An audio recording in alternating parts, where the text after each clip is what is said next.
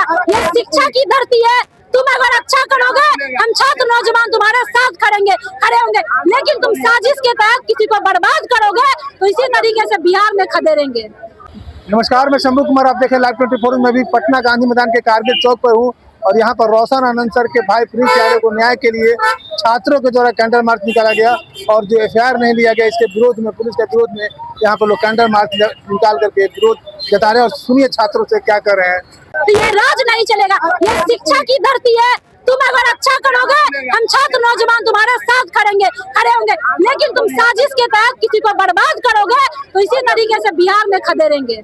तो ये खदेड़ने का समय आया है। जिस समय जब लोग समाज को उजागर करने की कोशिश करते हैं, या तो पुलिस के द्वारा एफआईआर कर लिया जाता है, पुलिस के द्वारा डिटेन कर लिया जाता है, या इनकाउंटर कर दिया जाता है। ये लोकतंत्र की धरती है। हम इस लोकतंत्र में ऐसी राजनीति और ऐसे अंग्रेजों का शासन चलने नहीं देंगे। न्याय मिल रहा है और दूसरे टीचर को न्याय नहीं मिल रहा है।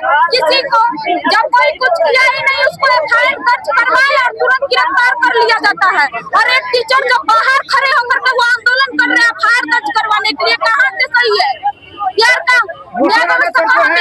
रोशन सर जो है अहमद कुआन थाना में 5 घंटा तक खड़े रहे और उसका आवेदन नहीं लिया गया। क्या कहना चाहते हैं? वही तो बोल रही हूँ कि ये कहाँ का न्याय है सर? एक टीचर को 5 घंटे खड़ा रहना पड़ रहा है एफआईआर दर्ज करवाने के लिए। वो भी सही है तब गया है।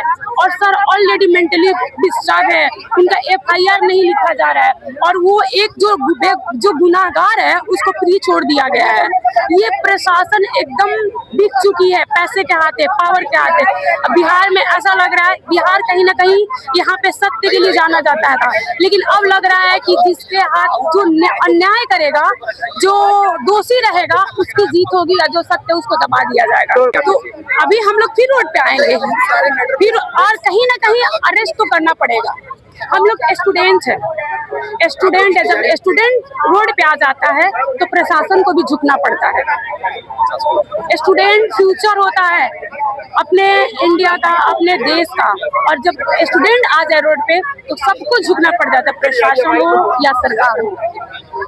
तो बोलना चाहता है कि तुम आज आता अच्छा सा आपको स्वागत करते भाई तुमको। तो सर के बारे में तुम बोलते हो कि लड़कीबाजी है, ये है तुम्हारा बाप लड़कीबाजी होगा, तुम्हारा माई लड़काबाजी होगा। हाँ, तुम्हारा बाप होगा। सर के बारे में तुम ऐसे बोलते हो। रोशन आनंद गलत है। रोशन आनंद कभी गलत हो ही नहीं सकता। जितनी रोशन आनंद को ये सब आप प्रूफ के साथ दे दीजिएगा ना, हम पढ़ना छोड़ देंगे। रोशन सर के कैरेक्टर पे सुनवाई तो अभी तक कुछ भी नहीं हो रही है। सुनवाई के नाम पे नीपापोती हो रही है और एफआईआर तक नहीं हो रही है हमारा। तो आप समझ सकते हैं कि क्या सुनवाई, जब एफआईआर ही नहीं दर्ज हो रहा है तो क्या सुनवाई होगा? क्यों नहीं एफआईआर हो, क्या वजह लग रहा है? ये इसमें पूरा जो ये वर्तमान सरकार है वो शिक्षा को बर्बाद करना चाहता है। शिक्षा जगत में जो भी दलाल है उसको प्रमोट करने का काम करते हैं। कोचिंग का एडवर्टीजमेंट गवर्नर करते हैं और उसको इतना छूट दे देते हैं, इतना निर्भय बना देते हैं कि अब किसी को कुचल दो, किसी पे गोली चला दो, किसी को हत्या कर दो, किसी का आर्थिक शोषण कर लो, मानसिक शोषण कर लो, उस पे कोई कार्रवाई नहीं होगा। हम तुम्हारे साथ हैं और कोई भी अगर तुम्हारे खिलाफ अगर आवाज उठाने का कोशिश करेगा उसका यूट्यूब चैनल डिलीट कर लेंगे और उसका फेसबुक अकाउंट डिलीट कर देंगे, एक अकाउंट ब्लॉक कर देंगे और सभी प्लेटफॉर्म से उसे मिटा देने का काम करेंगे। लेकिन मैं चेतावनी देना चाहता हूँ ये भारत सरकार को कि अब जितना जोर लगाना है लगा लो, लेकिन अब बचा नहीं पाओगे। बचाने में आपको भी मिटा देंगे अगर आप बचाने का प्रयास किए तो। वकील के साथ थाना में जाने पर जब प्राथमिकी दर्ज नहीं हुई, एक वैकल्पिक व्यवस्था है कि वही प्राथमिकी सीधे कोर्ट में दिया जाता है।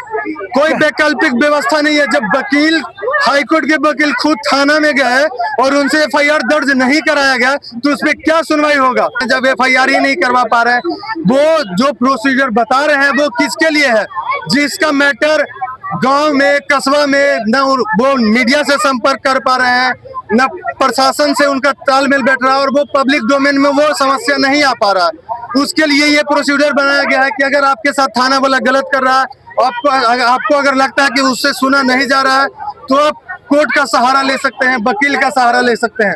जब वकील के सहारा लेके जब थाना में पहुंचे और उसके बावजूद भी FIR दर्ज नहीं हुआ और उस पर सरकार स्टेटमेंट देता है कि इसमें हम क्या करें, तो ये सीधा सीधी नजर आ रहा है कि वो बचाने का प्रयास कर रहे हैं। और जिसको सत्ता ही बचाएगा, सरकार ही बचाएगा, उसको न्याय कौन देगा? अगर उसके खिलाफ बोलोगे तो गोली मार दिया जाएगा। और अभी आप देखे ही भरत तिवारी को गोली मार दिया गया, जो सत्ता से लगातार सवाल कर रहा था।